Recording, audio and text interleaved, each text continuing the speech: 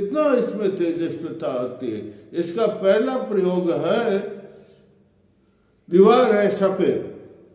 उस सफेद दीवार के ऊपर 6 बाई 6 इंच का लाल टुकड़ा लगा देना चाहिए और उसके ऊपर सफेद टुकड़ा बिल्कुल छोटा सा गोल लगा देना, चिपका देना चाहिए। और फिर आप शुद्ध होकर के स्नान करके के शांत कमरे में बैठ जाइए और उस सफेद जो हमने टुकड़ा लगाया चिरमी के बराबर, उसके ऊपर आप अपनी नजर लगा दीजिए और नजर भी बिल्कुल एकटक,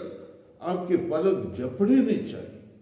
पलक झपकेंगे तो गड़बड़, पलक नहीं झपनी चाहिए। और जब आंखों में आंसू आने लग जाए तब आंखें बंद कर देनी चाहिए और फिर थोड़ी देर विश्राम करके फिर देखना चाहिए, फिर देखना। इस तरह से ये अभ्यास होगा और आपका मन जो है, ये मनुष्य तो है रे, आपका मन एकदम एकाग्रचित हो जाए और मन एकाग्रचित होने से ये जो है सहजावस्था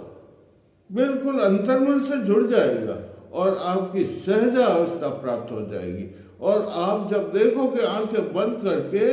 तो आपको सारे जो अगला मनुष्य है उसके सामने आपके सामने आ रहा है, वो उसका और आपका स्वयं का भी, उसका तो होगा, लेकिन आपके स्वयं का कि भूत में आप क्या थे, कैसे थे,